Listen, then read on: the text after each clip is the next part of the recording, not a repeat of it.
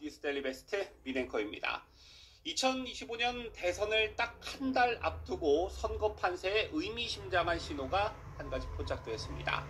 제3지대 단일 후보가 더불어민주당 후보를 앞섰다는 여론조사 결과가 처음으로 나온 것입니다.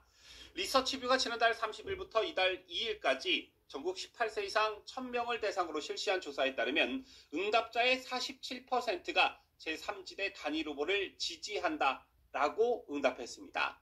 반면 더불어민주당 후보를 지지한다는 응답은 43%였습니다. 4%포인트 차이로 오차범위내 접전이지만 제3지대가 민주당을 앞섰다는 점은 굉장히 상징적인 의미를 갖습니다.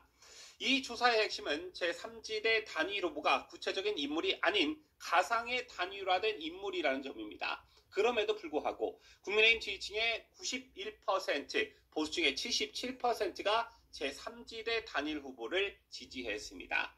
저희는 현재 보수 내부에 깊숙이 뿌리 내린 이재명에 대한 반감과 동시에 국민의힘에 대한 실망이 동시에 작용하고 있다는 신호로 볼 수 있습니다. 다시 말해 보수 진영 유권자 다수가 국민의힘이라는 당명보다는 본선 경쟁력이 있는 인물, 즉 이재명을 이길 수 있는 후보를 원하고 있다는 뜻입니다.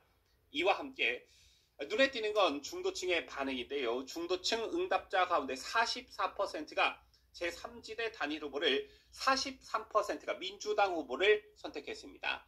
1%포인트 차이지만 오차범위 내에서 제3지대가 우세하다는 것은 중도층 민심이 요동치고 있다는 징조입니다. 특히 중도층의 정당 지지율 변화는 더욱 극적입니다. 직전 조사 대비 민주당 지지도는 49%에서 38%로 무려 11%포인트나 빠졌고 국민의힘은 25에서 30으로 5%포인트 상승했습니다. 연령별로 보면 40대와 50대는 여전히 민주당 지지가 강했는데요. 40대는 57%, 50대는 52%가 민주당을 지지했습니다. 저희는 전통적으로 민주당의 우호적인 세대이기도 하고 문재인 정부 시절을 비교적 긍정적으로 평가하는 경향과도 연관돼 있다, 이렇게 볼 수 있겠습니다.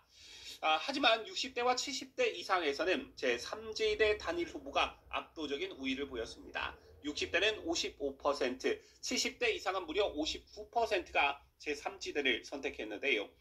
특히 70대 이상은 원래부터 보수 성향이 강한 세대로 윤석열 대통령 탄핵 이후 국민의힘에 대한 실망감이 일부 있었지만 여전히 정권 연장에 대한 열망이 크다는 점이 이번 여론조사에서도 확인된 셈입니다.